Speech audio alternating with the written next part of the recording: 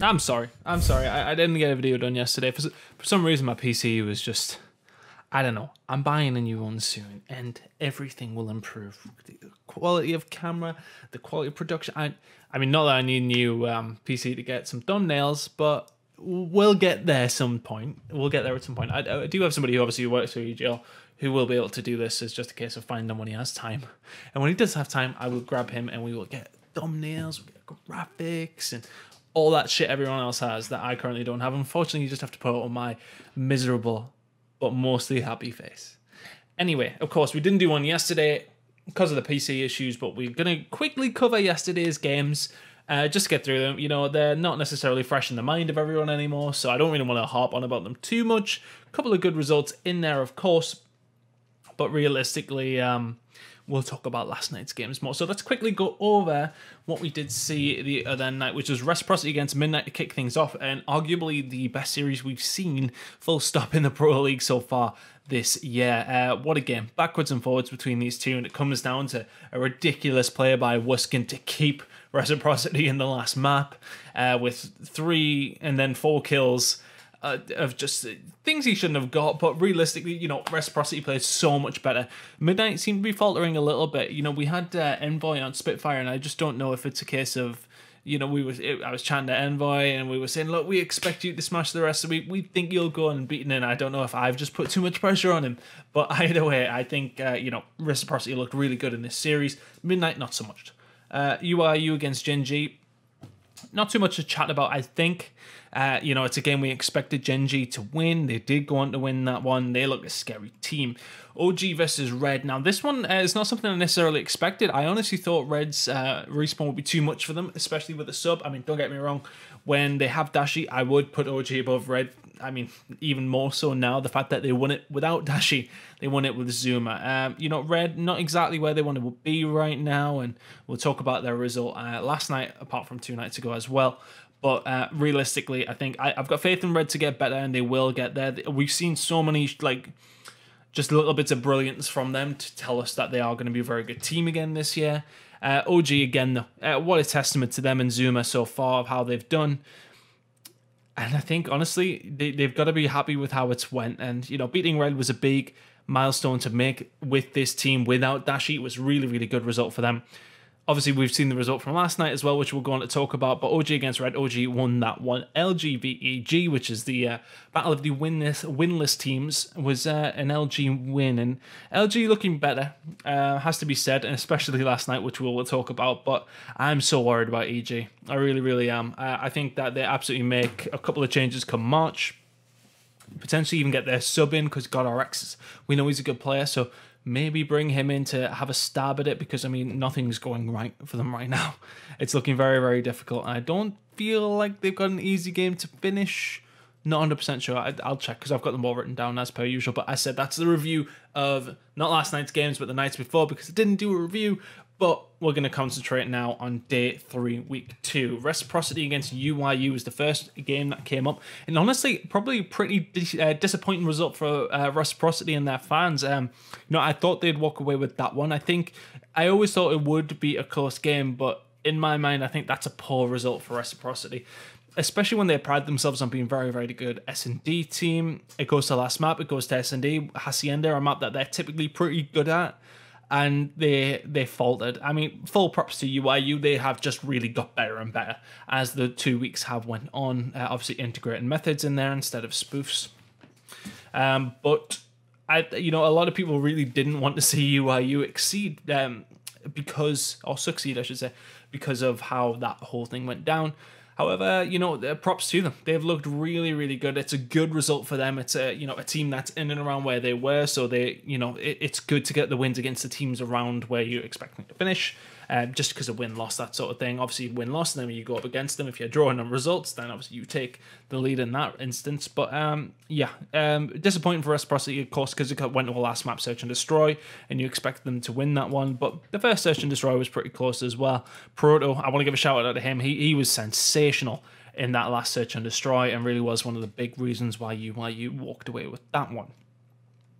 Red versus EG, you know, Red really needed this result. I felt, you know, the 3-0 as well is very much a confidence booster for them, I think. You know, a couple of maps are a little bit close, but I think to win 3 maps off the bounce, it doesn't happen very often already. Usually they make a series out of these, but realistically, I think this was a nice hurdle for them to get over, although the hurdle not very big right now, e.g. They really do need to figure something out quickly. As said before, I expect them to make a change at some point. As said, I think you've got to give GodRx a stab at it. You've got to put him in there and give him a go, because realistically, you know, he was a pretty decent player in the PLQ from what I've seen, and I think he could potentially cause problems for some teams, but something has to change. Even if, you know, he's not the most ideal change, he's not necessarily the free agent you want, he's your sub, he's there to be used. You're Norton 7 probably by the end of the week. It's Norton 6, whatever it is. It's not looking good for them. It's really not looking good, and I need them to step it up big time, because it is looking bad. LG v Midnight. Well, I mean, we're in the 7th day of Pro League, and LG have decided to finally show up. I think it's a little bit late to talk about them making runs and that sort of thing, but they've turned up eventually, which is good to see if you're an LG fan. Let's run over the series firstly. It was a short one. But they just came out the gates flying. And Gunless, Formal, and Slacked all played really well in the first map from what I've seen. And I really want to give props to Slack, because he has received a lot of slack, to be honest with you, all through the week. And I think he's a decent player. It's just because he's not one of these players who necessarily puts up these big numbers, but he starts to. He looks a very, very hard player to beat. When he's on one, he's a very, very good player, and he seemed to be yesterday against what were formerly the tabletoppers in Midnight, the formerly undefeated Midnight, now with 2 losses in a row. Quickly, one more thing on LG. The power of Pokemon flows through Gunless's veins right now. Holy shit, did he fry last night? That's my PSI no. Holy hell. You look insane. So I think if Gunless can continue to play against that, I think they play OG tomorrow. Yes, they do. No idea what's going to happen in that game now, because LG look real. That looks very good from them. If they can continue this, then maybe they can have a resurgence. There's questions around if they continue to have this resurgence. Do these rumored roster changes come in? Who really knows? It's a tough one to take. I think, you know, it's just taken a while for them to start clicking. They seem to have clicked now. 2 wins off the bounce. Maybe that's just the confidence that they needed. Let's see how they do against Optic tonight before maybe we jump the gun and say things are fixed. But let's see. That's a really good result for them. As for Midnight, though, it seems as if the steam train has stopped rolling just a little bit and things have settled down. I think, you know, after beating Optic and then going into these next games, and they're just rolling, they're playing really well. They go through in a couple of really close games. Of course, against Red was really close, which went their way. The game against Reciprocity was really close, but didn't go their way. And you would say unfortunate circumstances. I'd argue they choked that win a little bit. Then go up against LG team, who are rock bottom there with EG, of course. Or near enough, anyway. And they lose it 3-0. That's got to be a real dent in confidence. And, you know, they've got to go up against Gen G tomorrow, or tonight, I should say. So it's going to be difficult. I really do worry for Midnight now. I think that there's very, very much an opportunity for them to go 0-3 this week. And it's looking like that. Anyway, let's go on to Gen G versus Optic, which was a crazy series. And, you know, I think I would love to see this game with OG's full lineup. I've said this a few times about a few other teams. I want to see what everyone is in comparison to them when Dashi is playing, because it's not, with all due respect to the others, like, everyone in that team has a good place, but it's not like you've lost one of the other players. You've lost arguably the best player in the game right now, which is a difference maker. It doesn't matter who you're playing with. It doesn't matter who else is on your team. Yes, okay, they have other guys who can potentially step up, who have been, has to be said. But this game was a bit unfortunate for them. As I said, I would love to see them go up against Gen G with Dashi. I think it will probably be a different result. They do indeed force a final map. But what I love about Gen G is how good their Search and Destroy is. Basically, if their Search and Destroy is that good and everyone is really struggling to get anything against them, they are currently flawless in Search and Destroy, then it makes the rest of the series about trying to win every respawn so we don't have to play Search and Destroy, essentially. So when Gen G are going up in these series, though, they rely on their searches so much They just need to take one respawn. And fair enough, they took a respawn off Optic, and then we find ourselves in the final map. But you get to final map, you think, we're cruising, boys. We're fine. We know how good we are at Search and Destroy. Optic, another good Search and Destroy team now. Of course, not so much last year, but I think it's just a very nice recipe for success for Gen G. Of course, I don't want them to rely too much on their Search and Destroy, but it's always nice to have it there to think, holy shit, we're really good at Search. So it's okay if we just win one of these respawn maps, because we can go into that last map knowing we've probably won the second. If we get the last, we're feeling good about it. And they will never, never, ever be in a bad spot when we go to a last map Search and Destroy. A solid Search and Destroy team, a solid team overall. As said, you can't really just rely on your Search and Destroys, but it's all right to rely on them right now if they aren't losing them. Honestly, I expect them to beat Midnight tomorrow night, and I expect them to do it pretty convincingly, and I think they will go flawless after 2 weeks, which is a real testament to the hard work of this team. A very, very good team. You know, a lot of them, we heard Havoc say in the interview last night that, you know, nobody wanted us, like they were just a pickup team of guys that nobody wanted, as said, and they've went on and done fantastically, and it's great to see. Got themselves a good Oak there. I'm really interested to see how Gen G do throughout the rest of the year. As said with Optic, though, you know, it's just one of them things. With their full team, I think they win this game. They've done well to push it towards the last map, but then going up against such a strong S&D team like Gen G, always going to be difficult. So a night of really good games. Actually, you know, we start off the first one, Rec v UIU was very, very close. Red v EG was a smoking, as was LG Midnight, but LG Midnight not necessarily as expected. Gen G and Optic to close things out very, very nicely. I did watch a couple of these this morning because I felt like the broadcast was on for a really long time yesterday. I think I did check the Twitch time, and it was like 6 hours. So your boy's not trying to stay up till 4 a.m. or whatever it was. I think it might have been 2, but still, I ain't trying to stay up till that time. Watched them this morning. Really good games. So tomorrow's games are the last of Division A for now. Of course, we will resume.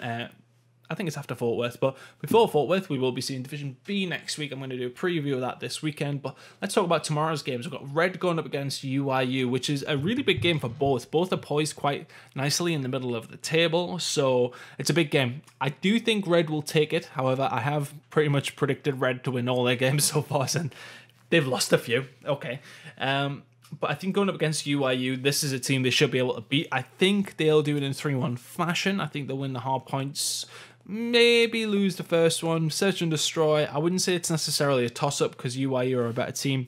I think this is either going to be 3-1 Red or 3-2 UIU. I think if it goes last map, UIU win. If it doesn't, I think Red will win the respawns and lose the Search and Destroy. But I'm sort of banking on UIU winning the searches, Red winning the respawns. And that's why I think it'll be 3-1 to Red. Midnight against Gen G. Honestly, the way that things have went this week for Midnight and the way things have went for Gen G, I think this is 3-0 Gen G. I honestly think that Midnight, not necessarily in the bin right now, but, you know, the confidence will be at a low after losing to LG, who previously had only won one game. And I don't know. I just think that the confidence isn't going to be there anymore, which was such a big factor in their performances. You could see they were playing confident in their gun skill, confident in their teamwork. I don't necessarily think it'll be there right now. I think Gen G's will be there right now. Gen G will be looking nasty after their win against Optic in such fashion. 3-0 to Gen G is what I'm going to go for. Reciprocity versus EG. Now, I think Reciprocity have floundered a little bit. I think this will be a relatively close game. EG need to get a win on the board here. Really, they really do need it. But Reciprocity, they need the win as well. I think Reciprocity will take a 3-2. I think their hard point has been poor so far. Their control is relatively decent, whereas EG's control is not very good. I think EG will win the hard points, but Rec will win the control and the Search and Destroy. That's what it really does point to. I think that's how it'll go out. So I think that one will be 3-2 to Reciprocity. And to finish it out, we've got Optic against LG. Now, if you'd asked me this result at the beginning of the week, I was like, Optic 3-0, maybe 3-1. But now I don't know. Because LG look shit hot. I said that the spirit of Pokemon has flown into Gunless's controller at this point. And probably other places, but... either way, Gunless is playing well at the moment, as is LG. And, you know, I think if they come into it how they played last night against Midnight, I think we're on for a cracking series here. But I'm going to give Optic the edge just after the results we're seeing typically from LG throughout the week. 2 results don't fix that necessarily.